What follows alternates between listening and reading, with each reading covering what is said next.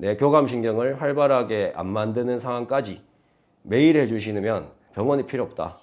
한의사도 필요 없다.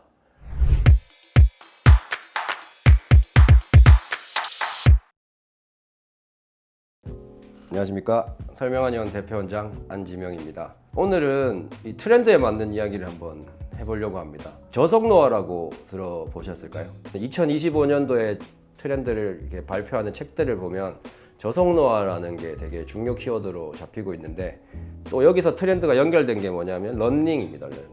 요즘은 러닝 크루들이 너무 많이 생기고 있고, 마라톤 대회에 출전하는 게 나는 멋있는 사람이다 라는 트렌드가 되는 것처럼 많은 사람들이 러닝에 참여를 하고 있고, 저같이 운동을 안 하던 사람도 옆에 친구가 자꾸 러닝을 하고 마라톤 대회 나갔다 하니까 나도 한번 약간 이런 생각이 들 정도로 저속노화와 러닝, 이 두 가지가 되게 큰 화두가 되고 있는데요.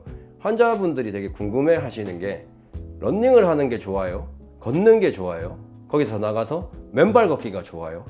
이런 이제 다양한 또 질문들을 하시더라고요. 그래서 그거에 대해서 한번 설명드려 보고자 합니다. 이거를 설명드려 보려면 인류의 진화부터 시작을 하시면 됩니다. 이 호모사피엔스의 가장 큰 특징, 그러니까 인간의 가장 큰 특징은 뭐냐면, 이 머리가 척추랑 일자로 이렇게 얹어졌다. 이렇게 진화가 된 게 인간의 엄청 큰 진화 중에 하나입니다. 동물들은 보시면 이제 네 발로 걷거나 하기 때문에 이 목과 머리가 이렇게 수직으로 꺾여 있습니다. 이렇게 꺾여 있으면 호흡이 굉장히 힘듭니다. 그래서 동물들은 호흡을 할 때 빠르게 뛰거나 뭔가 힘을 딱 쓰면은 헥헥거립니다. 헥헥거리면서 이제 우리 몸에 있는 열도 빼내고 호흡이 힘들기 때문에 이제 호흡을 이 보조수단으로 인해서 헥헥거리는 걸 통해 가지고 해결을 하는데, 인간은 이 머리가 척추 위에 올라가게 됨으로 인해서 흉곽이 커지게 되고 폐가 커지게 되고 횡격막이 이렇게 올라갔다 내려갔다 하는 기능을 하게 됨으로 인해서 호흡이 굉장히 편해졌습니다. 호흡이 편해진 게 어떤 역할을 하냐? 오래 뛸 수 있게 되었습니다. 치타나 호랑이나 동물들을 보시면 1분 이상 뛰기가 쉽지 않습니다. 굉장히 빠르고 파워풀하고 힘이 센데 1분 이상 뛰면은 열을 식히러 가야 됩니다. 왜냐하면 열이 몸 안에 쌓였는데 그 열을 발산할 방법이 없기 때문에 일단 멈추고 열을 식히지 않으면 죽게 됩니다, 실제로. 그런데 사람은 직립을 하게 되면서 폐가 커지고 횡격막 기능이 활발해지게 됨으로 인해서 오래 뛸 수 있게 되었다. 그리고 거기에 더불어서, 호흡과 더불어서 제일 중요한 거는 땀의 기능입니다. 땀. 옛날 원시인들을 한번 생각해 보시면 온몸에 털이 나 있고 원숭이 같은 그런 걸 생각하시면 되는데, 털이 뭘로 바뀌었냐면 다 땀구멍으로 바뀌었습니다. 이 땀구멍이 엄청 위대한 시스템인 게, 이 땀을 흘려주는 걸로 인해서 우리 몸에 강력한 에어컨이 생긴 거라고 보시면 됩니다. 우리가 이 에어컨 시스템, 땀 시스템이 없으면 우리도 동물들처럼 짧은 시간 동안에 뭔가 활동을 하고 나면 이 열을 발산해낼 수가 없기 때문에 멈추고 물에 들어가든지 그늘에 들어가서 쉬든지 이걸 하지 않으면 절대 오래 뭔가를 할 수가 없는데, 호흡이 되고 땀 시스템이 개발이 되면서 인간은 42.195 마라톤을 뛸 수 있는 지구에서 유일한 존재입니다. 이 말을 왜 드리냐면, 인간은 뛸 수 있기에 인간이다 라고 보시면 됩니다. 그럼 왜 뛸 수 있게 만들었냐?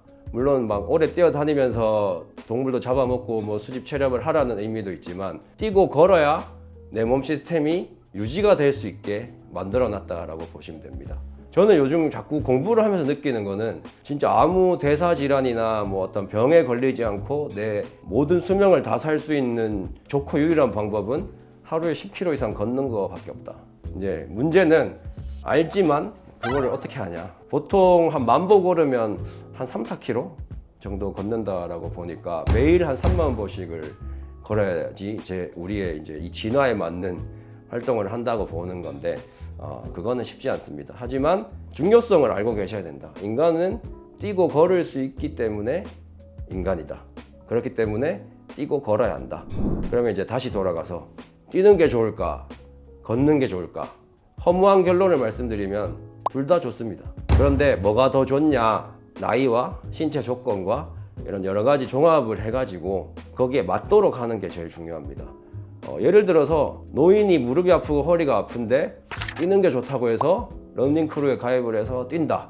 관절이 더 무너지는 것은 당연한 거고, 우리 몸에서 이제 통증이나 긴장이 생기면은 교감신경이 활성화되게 됩니다. 왜냐하면 내 몸이 아프기 때문에 나는 긴장 상태고 위기 상황이라서 자율신경계 중에서 교감신경을 막 활성화시켜 버리는데, 그러면 거기서 염증이나 여러 가지 모든 문제들이 생길 수 있습니다. 그래서 환자들한테 말씀드리는 거는 걷는 것도 좋고 뛰는 것도 좋지만 뭔가 불편감이 생기면 멈춰야 한다. 그거는 분명히 알고 계셔야 됩니다. 걷는데도 만약에 난 무릎이 너무 아파서 못 걷겠다 하면은 점차적으로 늘려나가셔야 됩니다.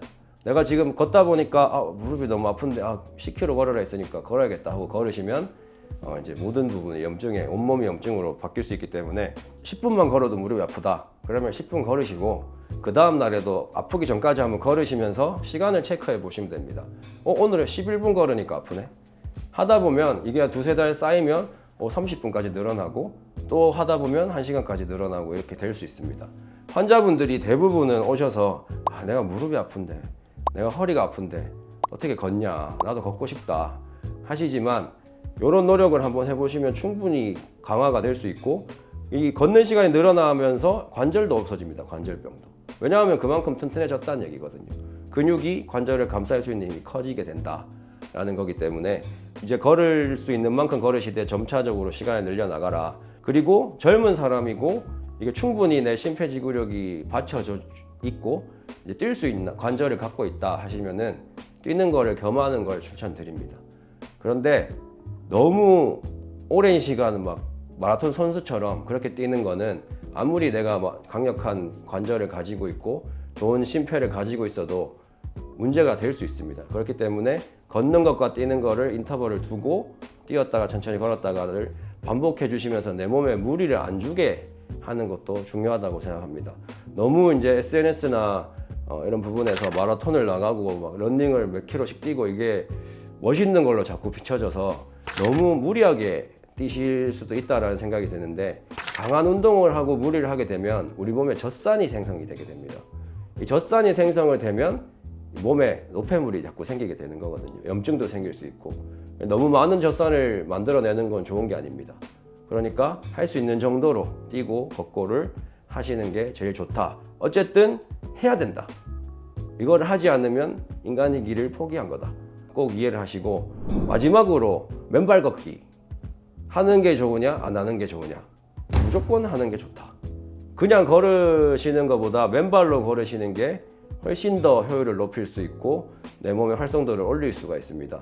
이건 아까 또 진화에서 말씀드린 것처럼 인간이 처음부터 신발을 신고 걷지를 않았거든요. 이 걸으면서 맨발을 통해서 지면과 이렇게 맞닿게 되면서 많은 노폐물들이 이 지구로, 땅으로 흡수가 되게 됩니다. 내 몸에 있는. 우리는 전기 신호로 가득 차 있는 생물체이기 때문에 인체 대 땅이 맞닿게 되는 이 순간 많은 교환들이 일어나게 됩니다. 땅에 있는 좋은 무기질 미네랄들이 내 몸으로 이렇게 흡수가 될 수도 있고, 그리고 내 몸에 안 좋아 있는 전기 신호나 염증이나 활성산소 같은 것들이 땅으로 빠져나갈 수도 있습니다. 그렇기 때문에 맨발 걷기는 이 걷는 거의 운동의 역할에 더해서 지구와 내 몸에 있는 노폐물과 전기를 교환할 수 있는 시스템이기 때문에 기억하셔야 되는 거는 좋은 땅에서 하셔야 됩니다. 맨발 걷기 유행이라고 아스팔트 위에서 막 걸으시고 막 인도 위에서 걸으시면 오히려 발에 너무 많은 무리가 가기 때문에, 또 말씀드리지만 아프면 교감신경이 활성화된다. 그래서 너무 막 지압이 강하거나 너무 센 이게 막 거칠은 바닥에서 걷는 거는 오히려 교감신경을 활성화시킬 수 있는 원인이 될 수 있다. 그리고 실제로 엄청 피곤합니다. 그걸 견뎌야 되기 때문에. 요즘에는 대부분이 어디 가서 걸어야 되지 궁금해 하시는 분들을 위해서 어플도 각 지역에 맞게 내 주변에 있는 좋은 맨발 걷기 할 수 있는 곳을 추천해 준 곳도 있고, 지자체에서, 시에서 이렇게 홈페이지에 어디에 이렇게 만들어 놨다라는 걸 안내해 주는 곳도 많으니까 그냥 막상 뭐 이렇게 어딨지 하지 마시고 그런 부분도 한번 찾아보시면 편하게 그 장소를 찾아보실 수 있을 것 같습니다. 아까 말씀드렸지만 인간이 죽지 않고 건강하려면 하루에 10km 이상을 매일 걸어야 되는데 그거는 불가능하다라고 보는데, 그거를 조금 보완해 줄 수 있고 대체해 줄 수 있는 게 저는 하지부 발 쪽에 침 치료라고 생각을 합니다. 이 침 치료가 들어가게 되면 하체의 혈액순환량이 굉장히 많이 늘어나게 됩니다. 걷는 것에 또 가장 좋은 이점 중에 하나가 심장이 위에 있고 밑에 하지에는 없기 때문에 이 하지의 순환 시스템에 굉장히 큰 단점이 있는데 그 단점을 원래 걸음을 통해서 대체하게 해놓은 거거든요, 사람의 몸이. 근데 그거를 이제 못 걸을 때는 침 치료를 하는 것 자체가 혈액순환에 도움을 굉장히 줄 수 있고, 연구 결과에서 나오는 게 침 치료 자체가 부교감 신경을 활성화시킨다. 어디에 꽂든 간에 침을 맞는다는 것 자체가 부교감 신경을 활성화시킨다라는 결론이 있을 정도로 부교감을 키우면서 혈액순환을 늘릴 수 있는 방법이 되기 때문에 다리 쪽에, 하지 쪽에 침 치료를 이렇게 받아보시는 것도 이 걸음과 러닝의 보조로 같이 역할을 해줄 수 있는데 큰 역할을 할 수 있다 라고 또 추천을 드리고 싶습니다. 꼭 그게 설명 한의원이 아니더라도 러닝을 하거나 맨발 걷기를 하시는 분들은 주변에 있는 한의원에 가셔서 하지 쪽 침 치료를 한번 받아보시는 거 강력하게 추천드립니다. 그래서 오늘의 결론은 저속노화의 방법 안에 포함되어 있는 러닝 그리고 걷기, 그 중에도 맨발 걷기는 다 좋다. 대신에 자기 몸에 맞춰서 내 몸에 무리가 간다면 멈추고 기간을 늘리시면 됩니다. 그리고 좋은 환경과 공간에서 내 교감신경을 활발하게 안 만드는 상황까지 매일 해주시면 병원이 필요 없다. 한의사도 필요 없다. 이 외에도 궁금하신 게 굉장히 많을 것 같은데 댓글을 뭐 궁금한 걸 써주시면 제가 그걸 보고 다시 영상을 찍든 아니면 답장을 드리든 할 테니까 여러 가지 의견들을 많이 주시면 좋을 것 같습니다. 오늘은 여기까지 하겠습니다. 감사합니다.